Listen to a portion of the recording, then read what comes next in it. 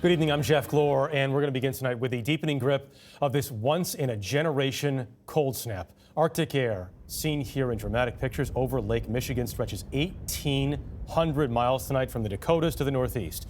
The weather is now blamed for at least 9 deaths in the Midwest.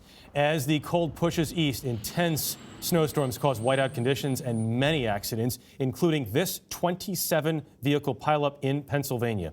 These are some of the records that have been broken already. Grand Forks, North Dakota had its lowest wind chill ever, 75 below zero. In Park Rapids, Minnesota, the actual temperature was a record 42 below. That is without the wind chill. And in Chicago, a record 23 below. Don Dahler is there.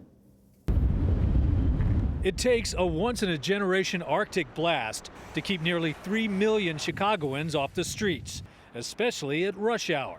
Stores were closed, trains empty. The city shuttered to a frozen halt. Delays piled up at O'Hare, partly because fuel lines are freezing over. 360,000 public school kids stayed home, but the crossing guards who protect them, like Rochelle Davenport, were still required to show up for work. It's freezing cold. My face, my toes, everything, hands, even though I'm layered, it don't matter. Tens of thousands were without electricity by daylight, so linemen labored in sub-zero temps to turn the power on. I guess if we got a little Antarctica or North Pole here, we got it. I always wanted to visit, but I don't think I do. With wind chills at nearly 50 below, volunteers reached out to Chicago's 16,000 people who have no place of their own, urging them to move indoors. Derek Phillips didn't have to be asked twice. We found him at a Salvation Army shelter. What is it outside in the cold for someone like you when the weather gets this cold?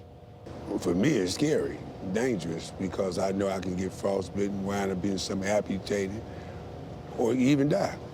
Such is the reality throughout the Midwest. Whiteout conditions in Cadillac, Michigan. Firemen battling a blazing house and freezing water lines in Hammond, Indiana. Michigan's governor declared a state of emergency. So did the governors of Illinois and Wisconsin. Back in Chicago, a warmer Derek Phillips says last night things became very simple. You got to survive. You got to figure out ways to stay alive. This Midwest bitter cold is so bad, a Minneapolis trauma surgeon says he is seeing 4th-degree frostbite that goes all the way to the bone. As for the Postal Service's unofficial motto of neither rain nor snow, etc., well, evidently that doesn't apply to the polar vortex. Jeff, several states are seeing mail deliveries suspended. Man, oh man. Okay, Don Dahler, thank you very much. With the wind chill right now is 34 below.